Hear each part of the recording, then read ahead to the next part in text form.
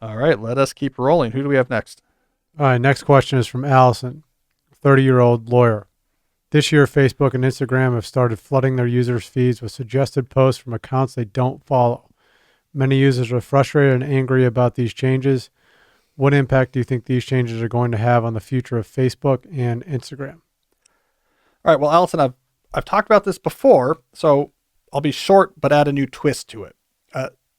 The source document to look at here is the article I wrote for the New Yorker on TikTok. This probably came out, God, I don't know when this was, the summer, early fall. I don't know when that was, Jesse, but I'll look it up. You look it up. Okay.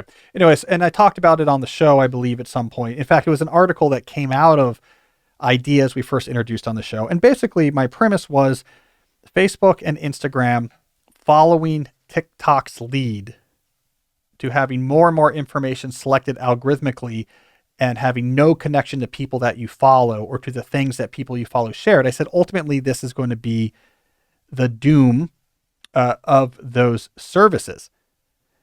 So I'll briefly recapitulate my argument why. The way I think about TikTok now, my shorthand for TikTok right now is that it's Blue's Clues for adults. So Blue's Clues is a children's program that became really popular in the 1990s. And I know about it because Malcolm Gladwell wrote a chapter about Blue's Clues in his seminal book, The Tipping Point. And what he argued in The Tipping Point is compare Blue's Clues to Sesame Street, and you see something very different. I mean, Sesame Street is legible to adults. You see what they're trying to do. It's educational content. It has these interesting puppets. There's some in jokes for the adults. It's funny. There's some good writing in it. And so they're trying to help children learn. But it's a kind of an interestingly crafted thing. You can have it on as a grown up and not hate it. And it's a well done show. Blue's Clues, if you've ever seen this, baffles adults. It's repetitive. It makes no sense. The characters will just look to camera and repeat themselves 4 or 5 times. They'll pause for a while. It seems insipid. It seems arbitrary. It seems almost nihilistic in its incoherence. And it was incredibly popular. And what Malcolm Gladwell wrote about in The Tipping Point is what they did for that show was they basically studied kids and worked entirely off the metric of what grabs their attention and what doesn't.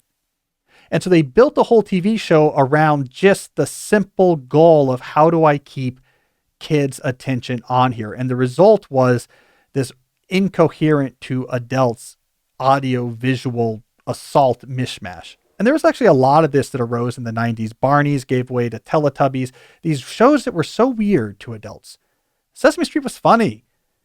It'd be like, hey, here comes, Stocker Channing is going to come on and do a skit with Garbage, whatever his name was, Oscar the Grouch. And it's about letters, and it's also kind of funny, and there's some good writing, and it's kind of winking at the audience. And then it's Teletubbies, your eyes are melting. It's Blue's Clues. You're like, what's going on? Why is it just staring at the screen, waiting for the kids to repeat a word or whatever? And it's because it was engineered to a simple metric. What's going to keep kids looking? In the world of social media, Facebook and Instagram is Sesame Street. TikTok is Blue's Clues. They got rid of any of the potentially good stuff, the connection to other people, the seeing what people you know are up to, the expression, the discovery of interesting things, and made it just what gets your eyes affixed to this as long as possible. And the result is this format that, again, to a non-TikTok user is incoherent, is mind melting. It's these weird short videos with cuts and movements. And all it is Blue's Clues. It is what happens when you push a content to its logical extreme in the context of attention maximization. And so just like adults looked at Blue's Clues, were like, this feels just, I think a lot of adults look at TikTok and like, this, we're not even pretending anymore that this is unlocking the power of the web. It's just the logical terminal space of when you're saying, let's just maximize eyes. Okay, so TikTok is Blue's Clues for adult.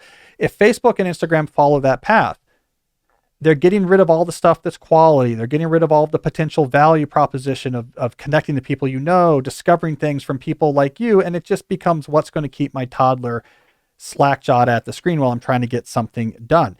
Once they move into that arena, they have lost their main competitive advantage, which is their social graphs. As I argued in that New Yorker piece, it is too hard at this point to build a social graph of the same size and of the same value as a Twitter, Instagram, or Facebook. So any service that's mainly based on one of those social graphs is not going to be able to compete with those. But as soon as they move away from their social graph, here's friends and links, and just to algorithmically selected content, they're just in the competitive mosh pit with everything else that's trying to grab your attention.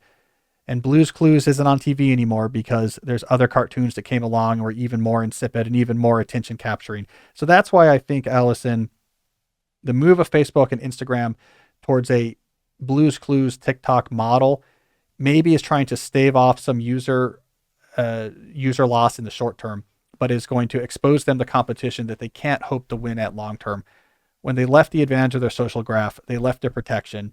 And I think that's going to be the end of them, ultimately, of them as some sort of giant culture shaping monopolistic platform that everyone uses. Your article came out July 28th. July 28th. Okay, so that's the TikTok. What's it called? TikTok and the Fall of Social Media Giants. TikTok and the Fall of the Social Media Giants.